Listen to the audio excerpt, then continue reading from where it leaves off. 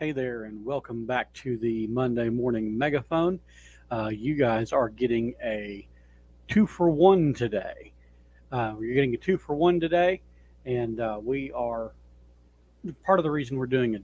Part of the reason I'm doing two episodes in one day is so that I can kind of get ahead on some episodes. That way, I'll have more time to book guests. Of course, we had the interview with Clayton Homewood earlier today. And if you're listening on the podcast, that was last week. Or if you're now listening and you missed it, go back and watch it or listen to it on YouTube or the Monday Morning Megaphone Facebook page or on my profile, just wherever you're seeing it. Go back and listen to that. That was such a good time conversation between me and my friend Clayton about the John Newton Pastors Conference that's coming up in May. I'm very excited to be a part of that and participate in that with all those other wonderful men of God. We're going to have a good time of fellowship and worship in West Memphis, Arkansas, at Grace Baptist Church there at David Young's church, who is helping to host the conference. We appreciate him, and we appreciate his people supplying the chow for the conference, because we're going to have food there. Of course, whenever you get a bunch of preachers together, there's always got to be food involved. Well, on to the topic of the episode. What I wanted to do is I wanted to talk about this idea that's it's not a new idea, I guess, but it's kind of one that I've seen popping up, whether it's online or in books that I read or things like that. It's this idea, this accusation, that Calvinism is just fatalism.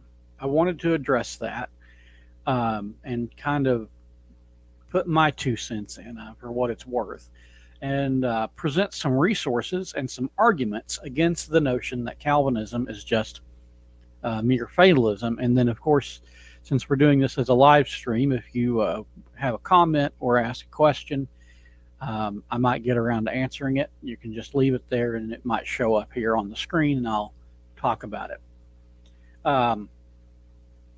So I've been following this debate of Calvinism and Molinism between James White and William Lane Craig. Took place a couple weeks ago.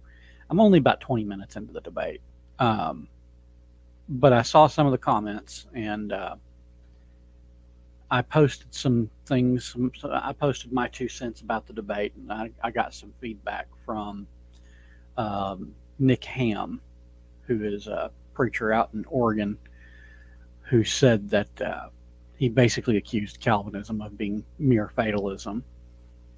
And then I've been reading The Doors of the Sea by David Bentley Hart, and along with The Doors of the Sea by David Bentley Hart, I have been reading Doug Wilson's response to it, that initially appeared on his blog back in 2008, and then he kind of took those articles and made them chapters in a book that appeared in 2018, I think. But I've been reading The Doors of the Sea by David Bentley Hart, and I have been going through here and making notations and writing my own comments on it. And one of the things I have been doing is I have been cross-referencing David Bentley Hart, cross-referencing his quotes with the places where Doug Wilson quotes him in his own book and responds to him. So if I go back and read The Doors of the Sea, I will be able to go back and cross-reference that with the places where Doug Wilson has responded to him in kind. And as far as the accusation that Calvinism is nothing more than mere fatalism goes, I want to use David Bentley Hart as a case study. I want to use David Bentley Hart as a case study for the well-meaning Christian, the brother in Christ, who sees the treachery in the world, sees the evil in the world, whether that is as a result of the chaos of nature, such as what The Doors of the Sea was about, or whether it's just generally moral evil in the world. And they want to speak to that from a Christian perspective, but they don't claim to be Calvinistic.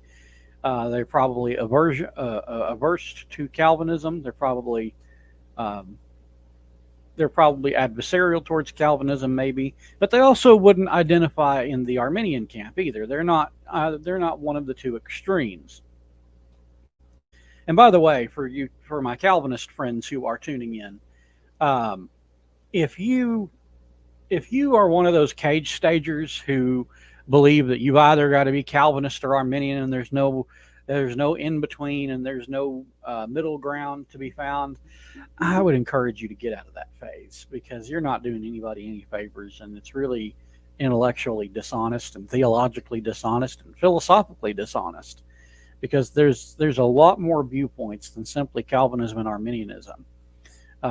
Calvinists, cage stage Calvinists particularly, they view theology as a linear spectrum.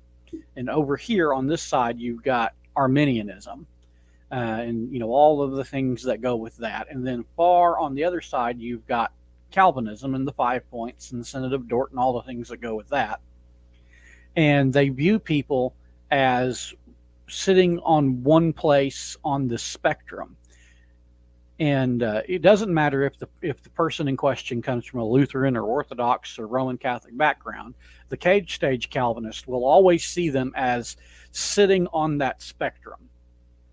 So what I want to do is use David Bentley Hart as a case study, as someone who is not on that spectrum. He's not on that spectrum at all. He comes from an Orthodox background. And I want to take his observations, and I want to take Doug Wilson's response to his observations and use that to kind of answer the question, is Calvinism fatalism? Short answer, no. But we'll kind of see why there's a long answer involved in that. First of all, in The Doors of the Sea by David Bentley Hart, what this book is about, it's about a Christian response to the tsunamis that occurred in 2004 on Christmas Day in Sri Lanka. Those tsunamis did a lot of damage, killed a lot of people, and basically, I think it was, I don't remember if it was the New York Times, Newsweek, one of those big publications. They turned to David Bentley Hart and they said, okay, we want you to answer the question, where was God in the tsunami? And so he published a few articles, and he published some on First Things, I believe, as well.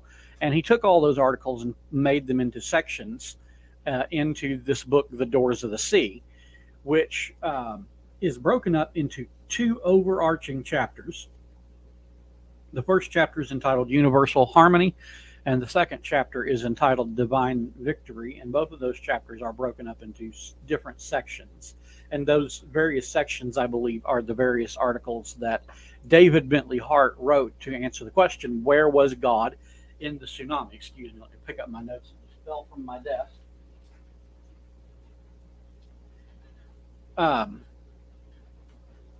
And so in his book, on pages 25 to 29, section 4 in the first chapter, he goes over some of the various responses. He goes over some of the various responses that he saw to the tsunami. I guess what he did is he went online and he read various publications from various Christian perspectives about what their 2 cents were about why the tsunami occurred, where God was in all of it, and things like that. And these are the conclusions that he came to. I'll just read the bottom of section 4 on page 25. This is David Bentley Hart. He says, in truth, in the days following the earthquake and tsunami in the Indian Ocean, more unsavory than the spontaneous but predictable effervescence of village atheist cavils were a number of the statements made by persons claiming to speak from Christian convictions. So he's not at all impressed by these Christian perspectives that came out. He says some of it was easy to disregard as symptomatic of one or another particularly noxious pathology. The sadistic bellowing of a self-described fundamentalist preacher in Virginia, attributing the disaster of God's wrath against the heathen and exulting in the spectacle of God's sublime cruelty. the cheerful morbidity of another preacher, airily reminding us that some of the countries affected are notorious for the persecution of Christians. And so the first response he comes across is that of the typical, um, evangelical, evangelically minded fundamentalist. This might be your King James only Baptist guy or whatever. But that's the first response he comes across, and that response is to kind of pound the pulpit and say, well, God's wrath was poured out in the form of this tsunami because these countries persecuted Christians. These countries were mostly idol worshippers, and so God's wrath just came to a head and poured out in the form of this tsunami upon these people. Now, my personal response to that notion is no, because we see God's wrath ultimately poured out in Christ, and if you believe in Christ, then God's wrath has already been poured out on your behalf in Christ. If you reject Christ, then your wrath is coming, right? If you reject Christ, if you are one of these idol worshipers and you never come to a place of repentance, then your wrath is certainly coming. But wrath is either past or it's future. There's some aspects of it that are present, but I don't think we find it in the form of natural disasters.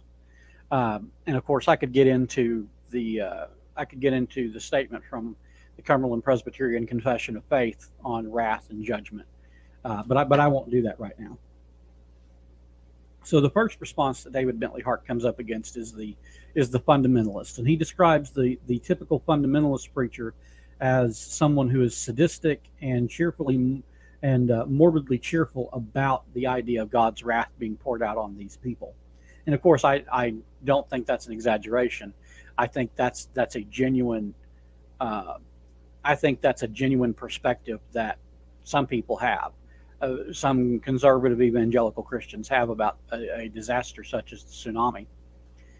The second perspective he comes across, he describes this second perspective as a Catholic journalist rejoicing that God had sent the tsunami because of the invaluable lesson it taught us all, and so on.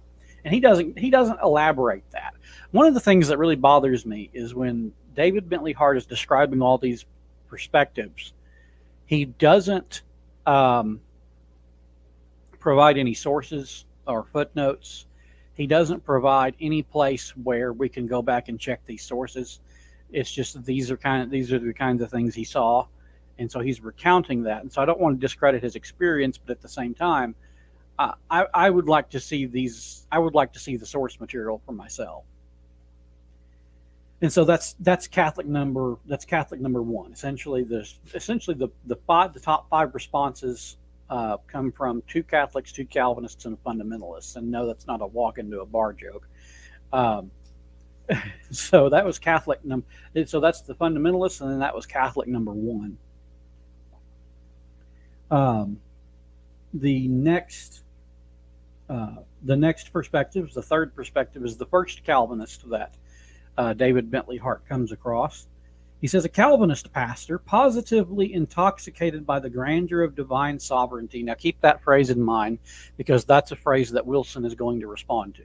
He says, a Calvinist pastor positively intoxicated by the grandeur of divine sovereignty proclaimed that the Indian Ocean disaster, like everything else, was a direct expression of the divine will acting according to hidden and eternal counsels. It would be impious to attempt to penetrate and producing consequences. It would be sinful to presume to judge. He also insisted upon the uncompromising literal interpretation.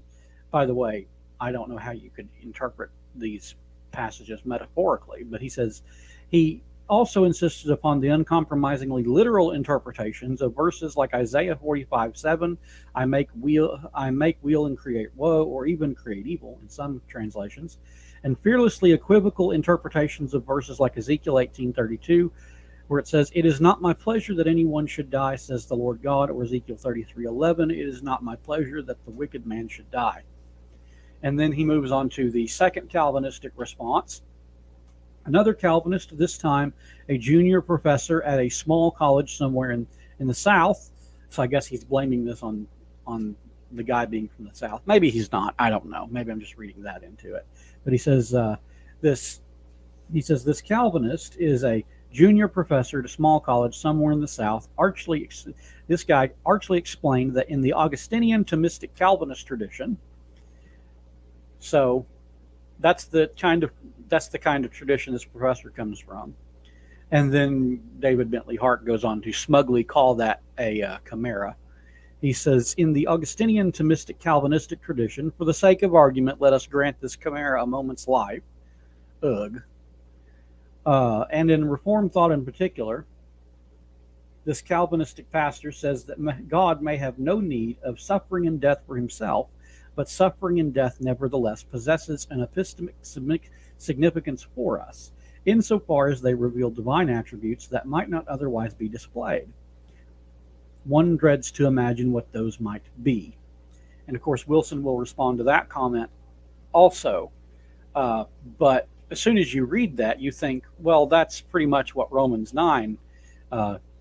chapter 9, 20 through 24 tells us. And of course, Wilson picks up on that as well and responds in kind. So we got the fundamentalist Catholic 1, Calvinist 1, and Calvinist 2, and then he moves on to Catholic 2. Another Catholic who was manifestly devout and intelligent, but who on this occasion at least displayed something of an unfortunate knack for making providence sound like karma, he argued that all are guilty through original sin, but some are more than others. That our sense of justice requires us to believe that punishments and rewards are distributed according to our just deserts. That God is the great balancer of accounts, and that we must suppose that the suffering of these innocents will bear spiritual fruit for themselves and all mankind. So, just in summary, here's a summary of the arguments and what David Bentley Hart makes of them. The fundamentalist says that this tsunami was God's wrath because of the persecution against Christians in those countries, and that God's wrath was poured out on them because they worship false gods. The first Catholic said that there's moral lessons to be learned because of this. The first Calvinist says that this was a direct act of God and we shouldn't question it. The second Calvinist says all kind of the same thing. He says there's an unknowable reason of God behind this, and that through this manifestation of the chaotic nature of the ordeal, we can learn something of God about it, which I think is entirely possible. I mean, I think that's the most likely explanation, honestly. And then the second Catholic says that the reason this all occurred was because some people are more wicked than others, and so they get their just deserts. And Hart made this second Catholic argument sound like karma. I don't know if that was really the case, because again, Hart didn't cite his sources on these, so we don't really know. And one of the last things that I'll cover that Hart says before moving on to Doug Wilson's response is he says, as incongruent as the various positions were with one another, one common element was impossible to overlook. Each man, now this is important, each man, solicitous as he was of God's perfect righteousness, clearly seemed to wish to believe that there is a divine plan in all the seeming randomness of nature's violence that accounts for every instance of suffering, privation, and loss in a sort of total sum. And to that I say, yeah, and I don't see a big deal here. I don't see a big deal in responding that way, because basically what Hart is going to say later on is he's basically going to say there was no reason behind it.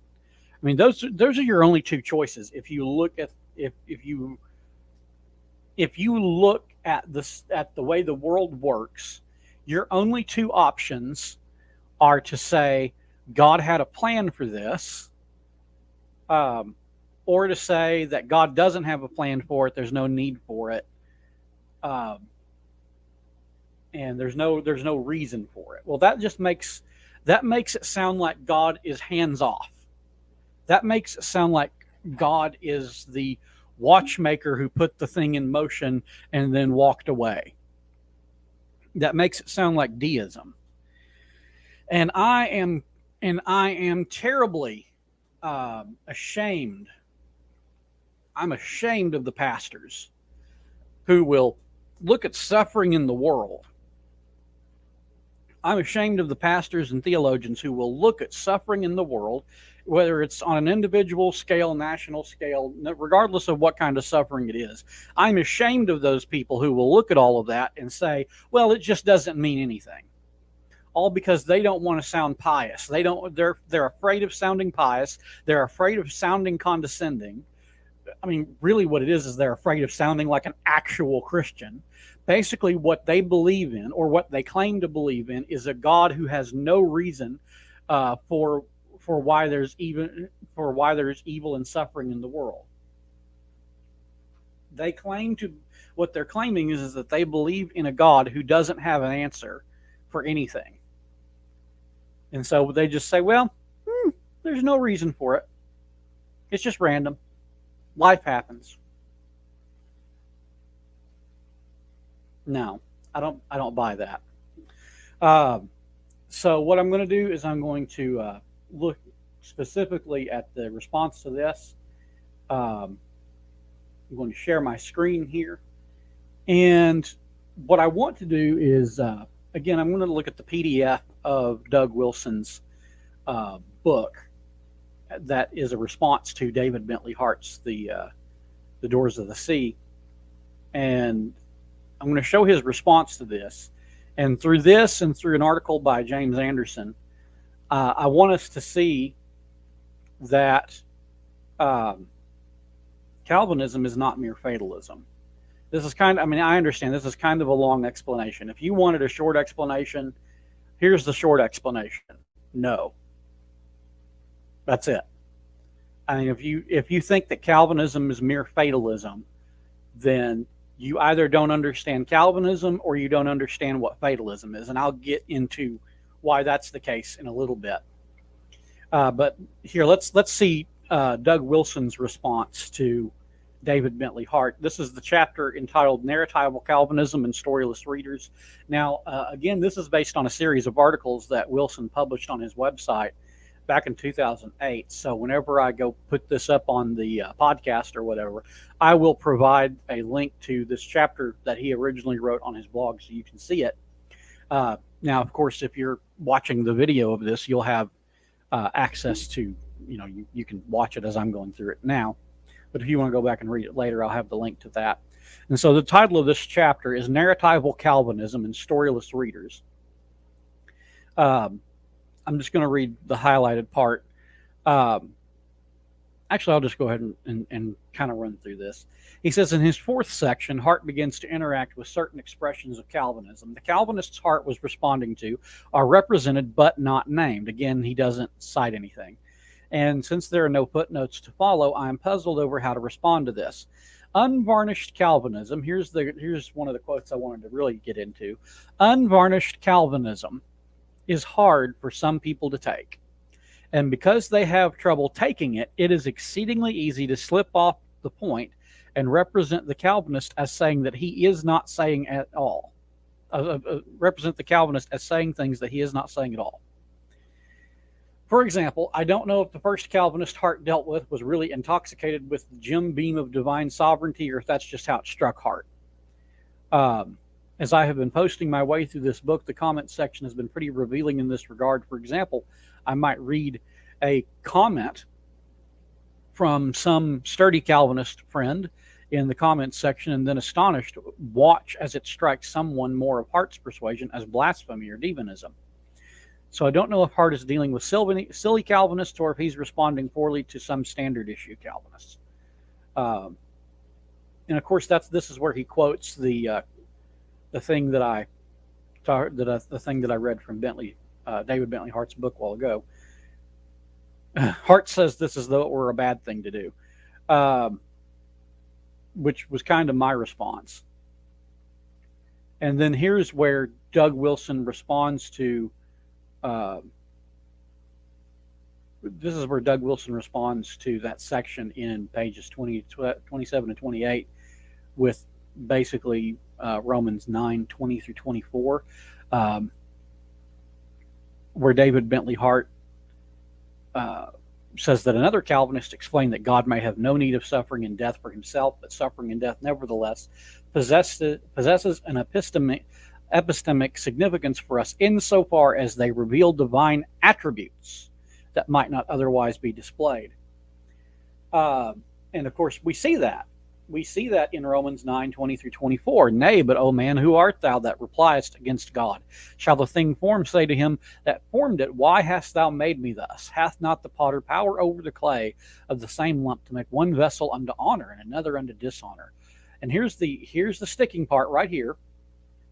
What if God, willing to show his wrath and to make his power known, endured with much long suffering the vessels of wrath fitted for destruction, that he might make known the riches of his glory on the vessels of mercy, which he had afore prepared unto glory, even whom he hath called, not of the Jews, but also of the Gentiles. And so what Paul is saying, Paul is responding to David Bentley Hart's argument, right? Because this argument is not new. It's not new. And so Paul is responding to that question. He says, this is so that God can reveal his glory. This is so that, and Paul says, who are you to talk back to God in this way? Who are you to question? Who are you to criticize God? I think that's a better way of putting it, because Christians have this idea, Christians have this notion that you shouldn't question God. I think it's perfectly appropriate to question God, because we suffer, we experience pain and hardship. I think it's okay to question God. What I don't think is okay is to criticize God, because we have a limited perspective. And so I think God can handle questions just fine. He's a big boy, right? I think the book of Job teaches that, because Job questioned God. His friends questioned God. And how does God respond to that? Well, God doesn't get insecure. Instead, he shows Job the vast picture of creation. He shows Job the vast picture of the galaxies that he has created. And he never gives Job a firm resolution, but he does show Job everything. And he says, well, you don't understand it.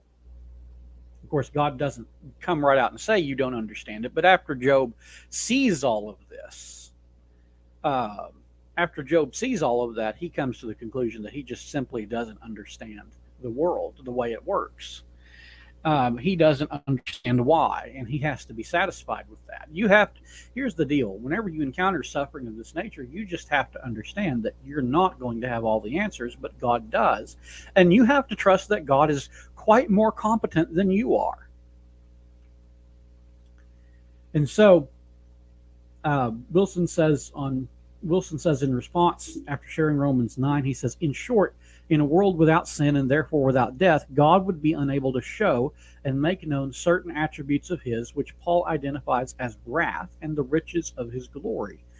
And of course it is at this point that I will be accused of being intoxicated by the hooch of divine sovereignty, as will I. I'm in good company. As though God produced the Asian tsunami in response to a request from me on a point of personal privilege. But notice what Wilson says here. He says, look, on questions like this, all Christians are drunk on something. All Christians are drunk on something. All of us as Christians are dealing with a world in which the Asian tsunami actually happened, and we all worship the God who made the tectonic plates that brought it about. We differ over the reasons that God had, but we all agree that God had his reasons. The only way out of this is to abandon the central doctrine of creatio ex nihilo, and every Christian who affirms creatio ex nihilo is a Calvinist, whether they want to admit it or not. Man, that's a big statement right there. Hand-waving appeals to the mystery of created freedom won't fix anything. Are you trying to tell me that free will would have been impossible in a world without volcanoes and tectonic plates? And so he goes on to continue responding to David Bentley Hart there. Uh, and so here's part of what I want to get to in response to the accusation that Calvinism is fatalism. Here's what Wilson says. He says the Calvinist is simply saying that God's good ends include his good ends for every thread in the storylines. Nothing is left stranded or high centered. There are no dead ends in the story, no remainders. That is narratival Calvinism, which storyless readers cannot understand. So, what Wilson will say, I don't remember if it's after this or before this, but basically what Wilson says is that the issue is that people like David Bentley Hart, and maybe I guess people who accuse Calvinism of being fatalism, what their big deal is, they view the world as a clock. They view the world as a broken clock, and the world is not a clock. That analogy falls apart. Of course, all analogies fall apart at some point. That's why they're analogies. No, there's no perfect analogy. But what a more fitting example, or what a more fitting analogy is for the world, is that it's not a clock, but it's a story, and a story needs conflict. I need to find this where Wilson talks about.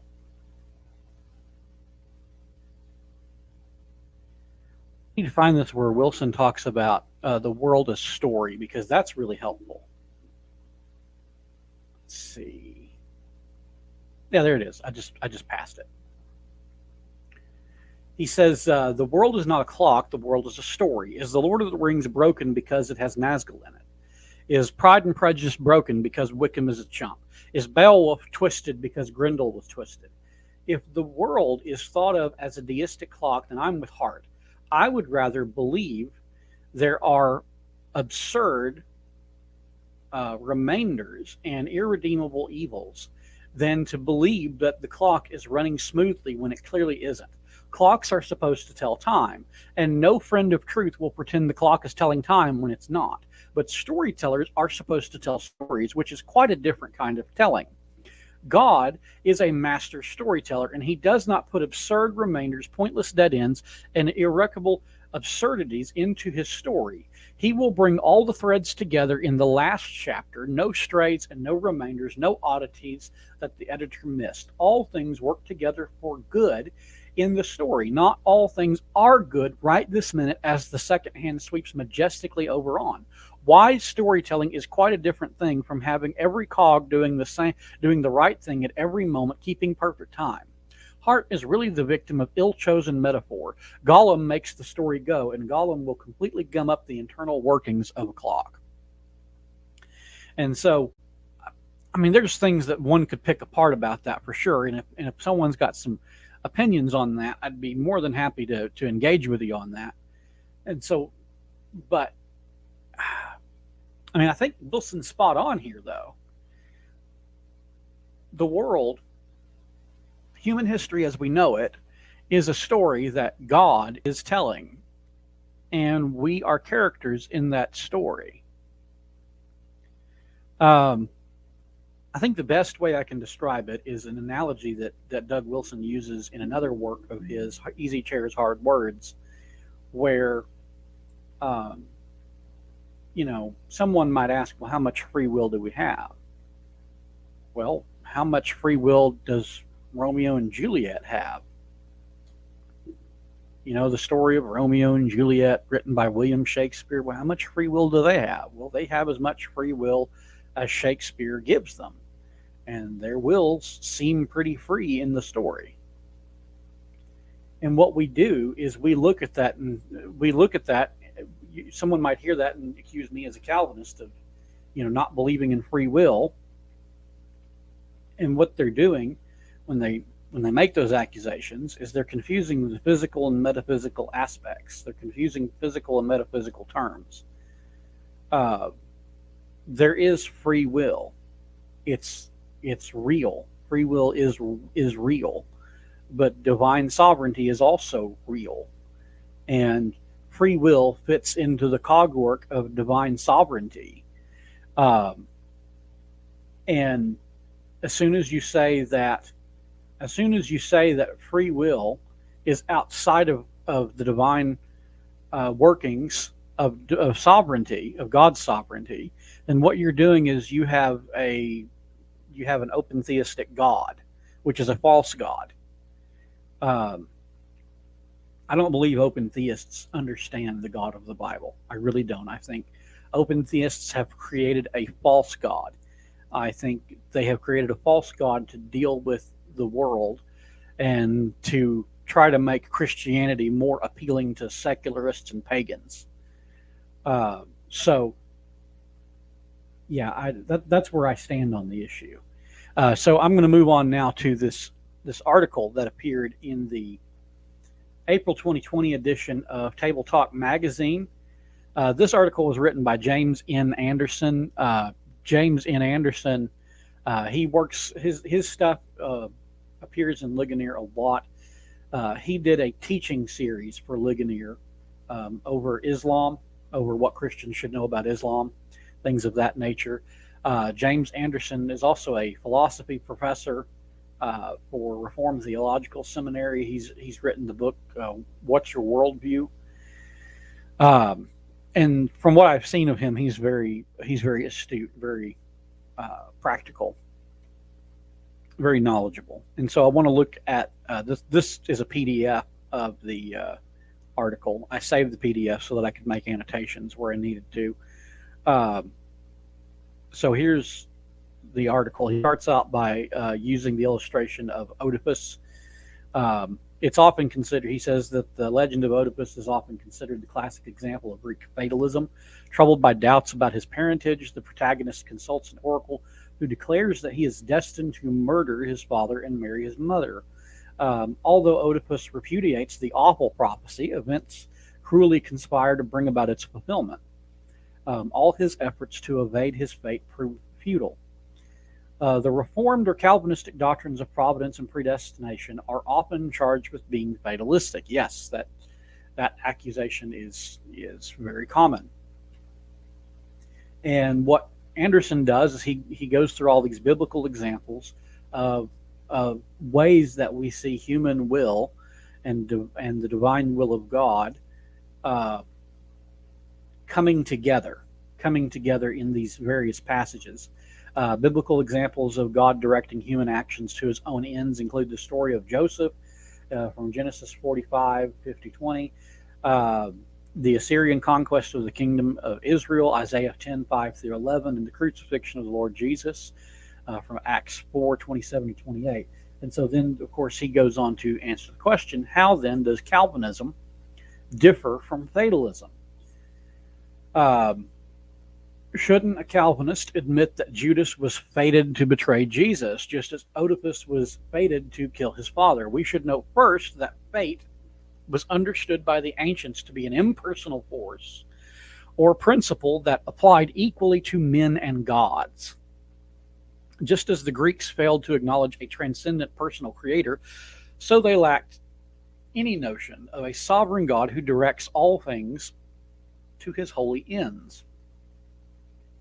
So first of all, I mentioned earlier that if you are someone who accuses Calvinists of being fatalistic, or if you accuse Calvinism of being fatalist, I made the comment that you either don't understand Calvinism or you don't understand fatalism. And the reason I say that is because fatalism is a Greek philosophical pagan concept. There's no way to deify that and make it Christian. So fatalism is a pagan Greek philosophical concept that is very, very impersonal.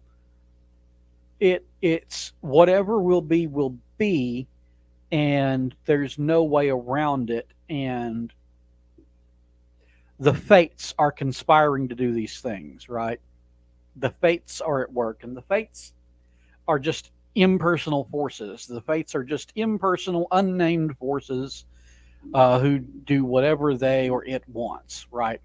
And so Anderson goes on to address this. He says, for the pagan fatalists, there is no divine hand of providence, no overarching plan of God. There is no rhyme or reason to the fated outcomes. The universe is a theater of absurdity and tragedy.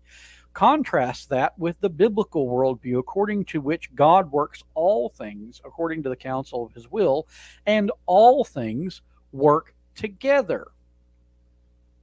A second major difference between Calvinism and fatalism has already been touched on. Calvinism maintains that God determines not only the ends, the final outcome of events, but also the means to those ends.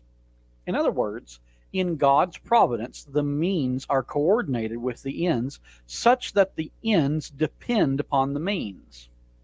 Thus, God did not merely ordain that Joseph would end up second in authority to Pharaoh. He ordained the entire series of events that culminated in that outcome, including the sinful actions of Joseph's brothers. We shouldn't imagine that God planned for Joseph to become so significant to Pharaoh, regardless of how his brothers treated him. Fatalism, on the other hand, tends to disconnect the ends from the means, implying that our lives will turn out a certain way no matter what. And so what we have here is we have God orchestrating and ordaining the means by which these ends occur. And so to have an alternative view, what you're saying is that God has plans for human history. Just as an alternative view to Calvinism, what you're saying is that God has plans for human history, and that we people, we humans with our free will and with all of our power, we can muck up God's plans. And so what do we do whenever God is doing his best to fulfill human history the way he wants it, and we make a false move? Is that God all of a sudden has to change his plans on the fly to make sure that his outcomes, come to pass, come to fruition. It's like I was watching an episode of The Golden Girls earlier. I love The Golden Girls. But I was watching the episode of The Golden Girls where Rose's sister comes to visit, and Rose's sister is blind. And she's talking about how, even though she's blind, she's very independent, and she can do things on her own. So she's walking around the house, and she wants to go into the kitchen for something. And they said, well, let us help you. Let us take you to the kitchen or whatever. And she says, oh, no, I can do it. I'm fine on my own. And so she starts moving around the living room. And as she does, the girls are going in front of her and moving obstacles out of her way so she doesn't trip and fall. And they're all just scrambling to get all of these things out of her way so that, she can maintain this idea that she's independent on her own.